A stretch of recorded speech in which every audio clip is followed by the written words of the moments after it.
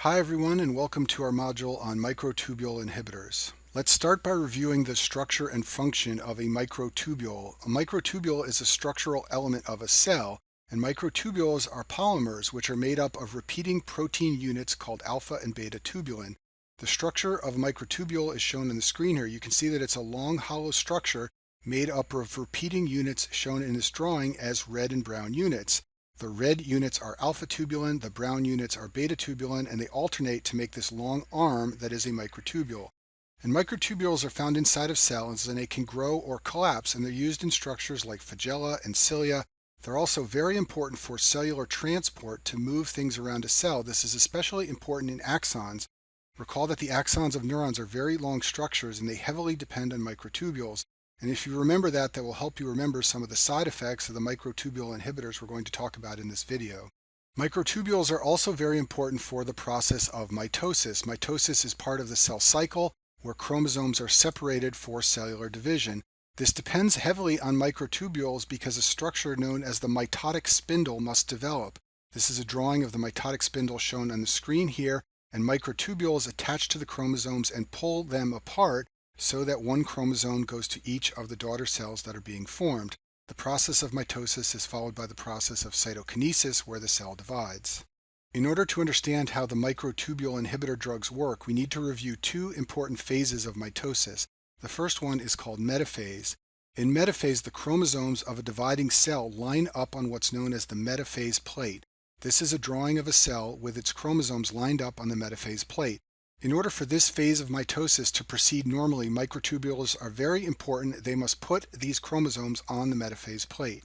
Metaphase is then followed by anaphase, where the chromosomes separate and are pulled to opposite ends of the cell, which will later divide into two daughter cells. This phase is also heavily dependent on microtubule function so that it can pull these chromosomes away from the metaphase plate and into the opposite ends of the dividing cell.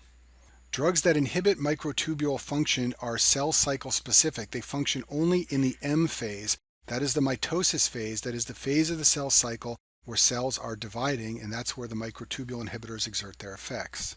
We'll talk about two classes of microtubule inhibitors. The first ones are the taxols. The second group are the vinca alkaloids. First, a bit of vocabulary. Alkaloids are naturally occurring substances that are nitrogen-containing bases. They are usually found in nature and derived from plants or trees. And there are many examples of alkaloids which can exert effects on the human body. For example, nicotine is derived from the tobacco plant. It is a nitrogen-containing base. It is an example of an alkaloid. Morphine is also a nitrogen-containing base. It comes from the opium plant, and it is another example of an alkaloid. There are two Taxol drugs used as chemotherapy for malignancy. They are called paclitaxel and docetaxel. Both of these are alkaloids derived from yew trees. They are mitotic spindle poisons. They bind to microtubules, and they actually enhance tubulin polymerization. It's very important that you remember this. They don't inhibit tubulin polymerization, they enhance the polymerization, and this leads to microtubules that cannot break down, and therefore microtubules cannot do their job. This blocks the cell cycle at the metaphase-anaphase transition, and anaphase cannot occur, and therefore cells can no longer divide. If we go back to this slide depicting metaphase, you can think of the taxols as drugs that lock the chromosomes of the mitotic spindle in this position so that they cannot begin to separate the chromosomes, and therefore the cell cannot leave metaphase and enter anaphase. The specific target that taxols bind to is beta tubulin, and so for this reason, one of the ways that tumors can become resistant to taxols is if the tumor cells alter their beta tubulin. Another very well described mechanism by which tumor cells become resistant to taxols is by increasing tumor cell production of P-glycoprotein. P-glycoprotein is also called the multi-drug resistance protein, and it's a protein that can pump foreign substances out of cells, including taxol drugs. And so increased production of P-glycoprotein is a mechanism by which many cancer cells become resistant to lots of different chemotherapy agents, including chemotherapy agents like taxols. These drugs are mostly used on solid tumors, including ovarian and breast cancer. They're used on both small cell and non-small cell lung cancer. They're used in head and neck cancers and also in prostate and bladder cancer. A major side effect of these drugs are hypersensitivity reactions. This can occur in up to 30% of patients. Patients can develop symptoms of a hypersensitivity or allergic reaction, including dyspnea and wheezing, urticaria, or hypotension. This is a picture of the arm of a patient with urticaria. which can occur in response to Taxol administration. For this reason, pre-medication is usually done to prevent hypersensitivity reaction. Patients are often given glucocorticoids or antihistamines in order to prevent allergic symptoms. There is a variant of the Taxols called nab-paclitaxel. It also goes by the name Abraxane.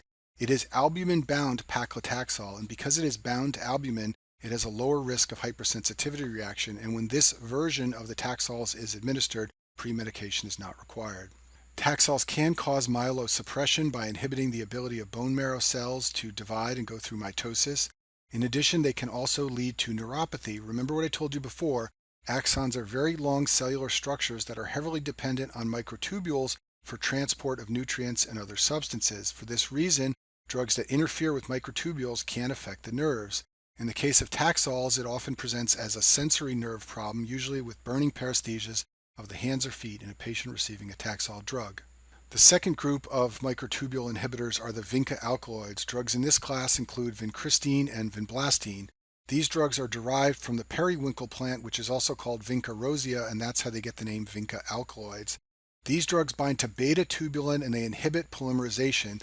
This will prevent the mitotic spindle from forming properly and the cells will be arrested in metaphase. Going back to this slide showing metaphase, you can think of the vinca alkaloids as drugs that prevent this mitotic spindle from forming properly. Therefore, the chromosomes cannot line up on the metaphase plate and the cell is arrested in metaphase. These drugs are used in a number of malignancies. They're used in breast cancer, germ cell cancers, lymphomas. They are part of the ABVD protocol that's commonly used in Hodgkin lymphoma. ABVD stands for adriamycin, bleomycin. The V is for vinblastine and the D is for dacarbazine. The vinca alkaloids can cause myelosuppression just like many chemotherapy drugs. They have rarely been associated with SIADH. And then finally, they can all cause neurotoxicity. In particular, vincristine is famous for causing neurotoxicity. This is the dose-limiting toxicity of the drug. This occurs because of loss of axonal transport because axons are heavily dependent on microtubules. This can be a sensory and motor neuropathy. It can present as paresthesias and pain in the fingers or feet. It can also present as distal weakness. It tends to affect the most distal parts of the body because those are the ones that have the longest axons that are most heavily dependent on microtubules. And that concludes our module on microtubule inhibitors.